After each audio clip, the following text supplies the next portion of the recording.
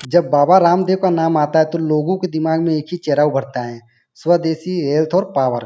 और अब बाबा रामदेव की कंपनी पतंजलि फूड लिमिटेड ने अपना Q2 FY25 का रिजल्ट निकाला है। और भाई साहब, नंबर देख के लगता है एक कंपनी फिर से अपना देसी दम दिखा रही है। चलो एक एक पॉइंट को समझते हैं सिंपल शब्दों में। सेल्स क्या हुई, प्रॉफिट बढ़ा या घटा, और ओवरऑल प्रॉफिट कैसा रहा। चलो स्क्रीन पे आप देखो, सबसे पहले सेल्स की बात करते हैं यानी रेवेन्यू। Q2 24 में 8,102 करोड़, 25 में 9,799 करोड़। मतलब सेल्स में 21% की ग्रोथ हुई है एक साल में। सोचो, एक दुकान ने पिछले साल 8 लाख का माल बेचा और इस साल 9.8 लाख का, तो सीधा 1.8 लाख का एक्स्ट्रा बेच लिया। यही ग्रोथ होती है रेवेन्यू में। डिमांड और डिस्ट्रीब्यूशन दोनों स्ट्रांग हुए हैं। ऑपरेटिंग प्रॉफिट, मेन बिजनेस का प्रॉफिट यहीं से होता है। 24 में 463 करोड़ और 25 में 552 करोड़।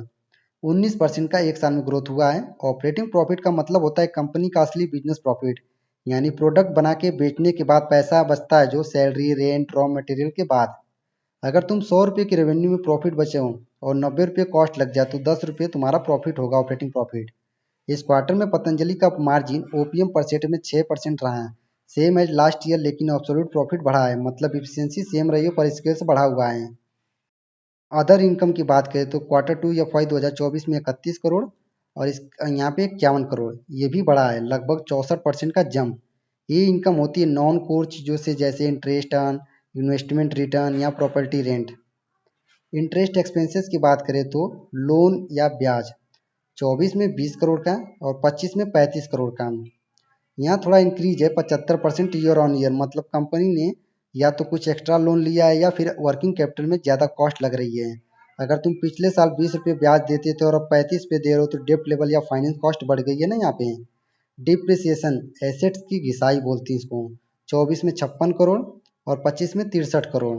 थोड़ा बढ़ा है, ये नेचुरल है क्योंकि कंपनी का एसेट्स, मशीन प्लांट बड़े हो रहे हैं।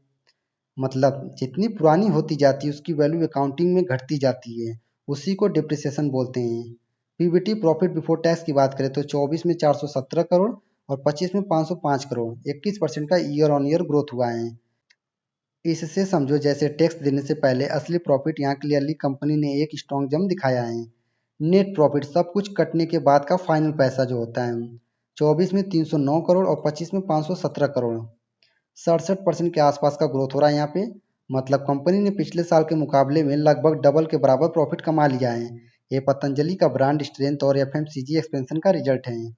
अर्निंग पर शेयर की बात करें तो 24 में 2.85 और 25 में 4.75।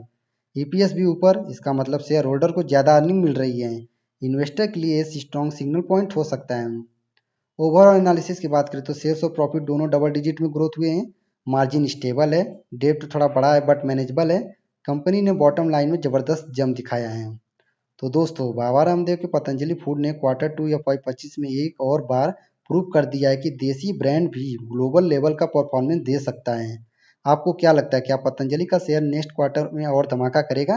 कमेंट में लिख के बताओ। वीडियो पसंद आए तो वीडियो को लाइक करो, चैनल को सब्सक्राइब करो। मिलते हैं अगली वीडियो में एक नए एनालिसिस के साथ। तब तक के लिए हैप्पी इन्वेस्टिंग। जय हिंद, जय भारत।